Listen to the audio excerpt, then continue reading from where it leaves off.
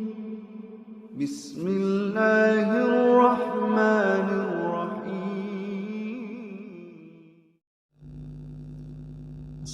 warahmatullahi wabarakatuh. Sobat-sobat, kita bersama lagi di channel saya dalam dakwah Islam pencerahan.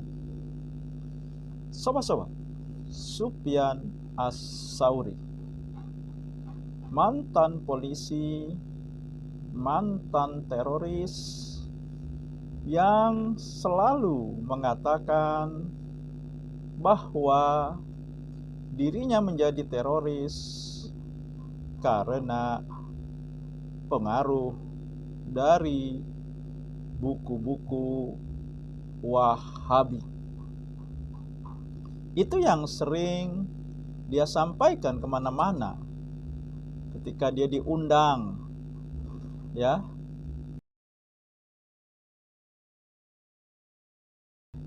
Tetapi sobat-sobat, ternyata ketika kita mencermati, ya, apa yang dia sampaikan, dengan siapa dia berinteraksi, lalu buku-buku apa yang dia baca, kemudian sikap atau pribadi yang bagaimana yang akhirnya terekspresi dari hasil interaksi dia dengan orang-orang atau buku-buku yang menyebabkan dia menjadi teroris.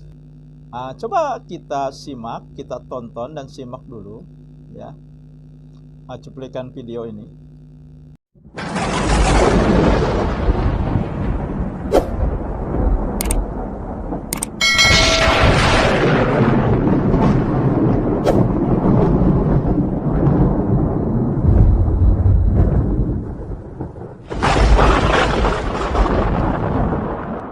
Sampai pada tahun 2005 saya pernah mengunjungi napi teroris, yaitu Ustadz Urwah yang terlibat dalam bom Ritz-Carlton dan J. Marriott.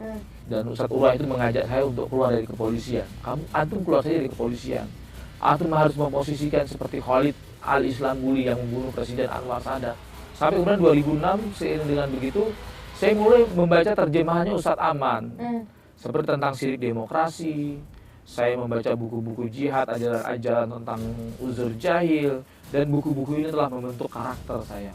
Tahun 2008 saya mulai tidak betah dengan pekerjaan saya sebagai seorang polisi, karena saya merasa kalau saya hormat bendera berarti saya jatuh syirik ini. Nah, penafsiran di buku-buku tersebut adalah menganggap bahwa pemerintah yang tidak berhukum dengan hukum Allah itu adalah togut.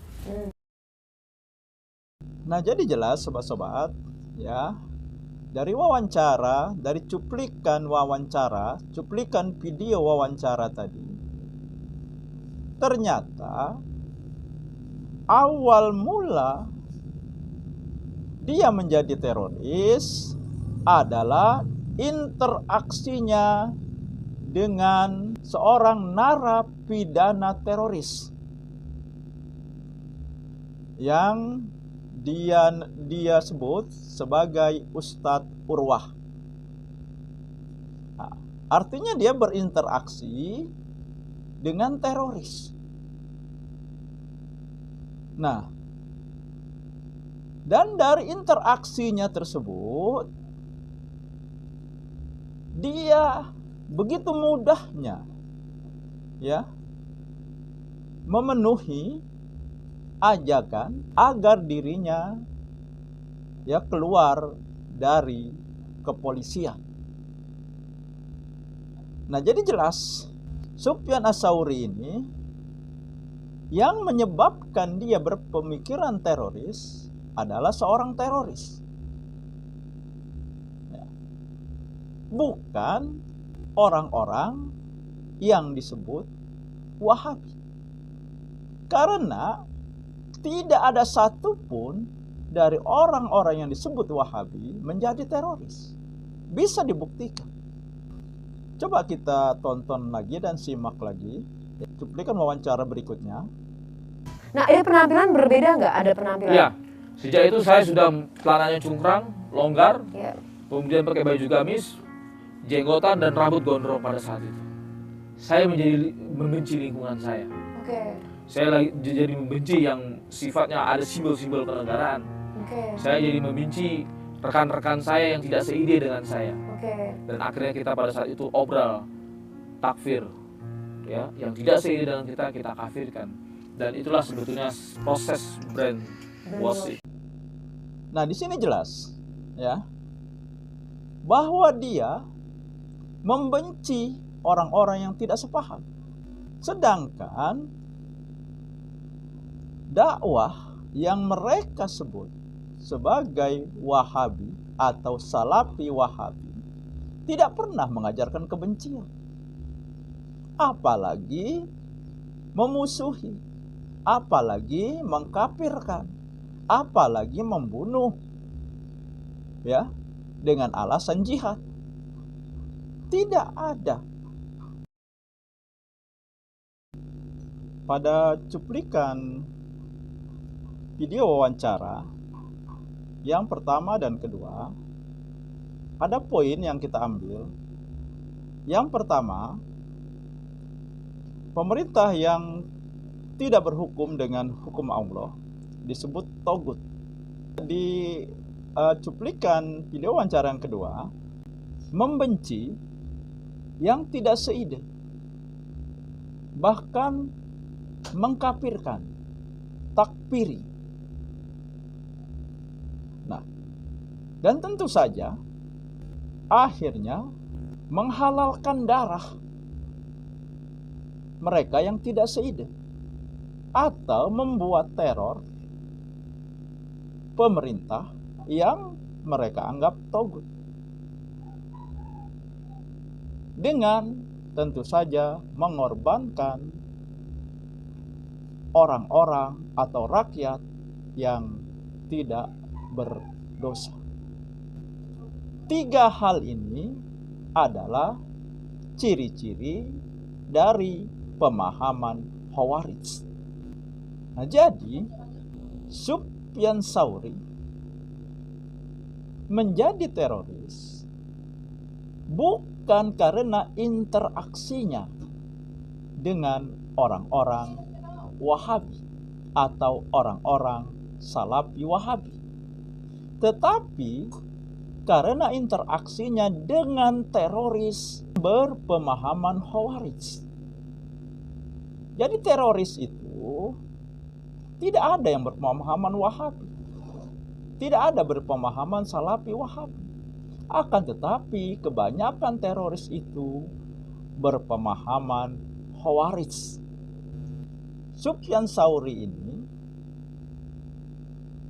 salah belajar, salah menuntut ilmu, salah berguru. Tetapi anehnya, kenapa yang selalu dia fitnah, yang selalu dia tuduh, yang menyebabkan dirinya menjadi teroris adalah pemahaman Salafi Wahabi. Ini kan aneh. Jelas-jelas ya, yang membentuk diri dia menjadi seorang teroris, yang memberontak dengan pemerintah, melawan pemerintah, meneror pemerintah, mengkafirkan yang tidak seide, yang tidak sepemahaman, dan membunuh juga yang tidak sepemahaman. Ini kan ciri dari orang-orang Khawarij. Sedangkan orang-orang yang mereka sebut sebagai Salafi Wahabi, ya, demo saja kepada pemerintah tidak diperkenankan. Tidak ada satupun dari dakwah-dakwah yang mereka sampaikan menebarkan kebencian. Toh ketika mereka ditentang, ketika pengajiannya ditolak, pengajiannya dibubarkan,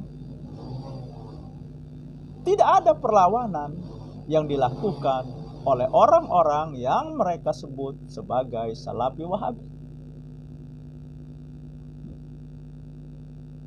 Bagaimana mungkin ya orang-orang seperti itu, pendakwah-pendakwah seperti itu mendorong orang menjadi teroris? Kan tidak mungkin. Nah, ternyata sobat-sobat, ketika ya Sufyan Ats-Tsauri ini keluar dari penjara, yang dia datangi adalah Gus Baha.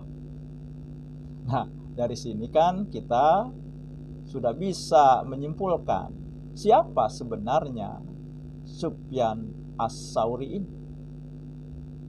Ya pantas saja dia membenci dan berusaha untuk memberi opini negatif ya bahwa pemahaman Wahabi mendorong orang menjadi teroris. Nah, jadi kesimpulannya sobat-sobat,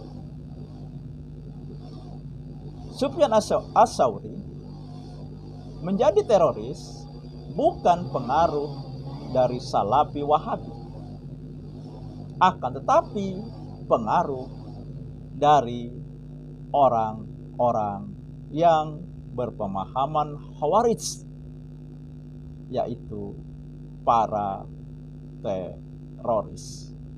Demikian sobat-sobat, semoga ini menginspirasi dan mencerahkan. Nasrum minallahi wa fatun qarib. Wassalamualaikum warahmatullahi wabarakatuh.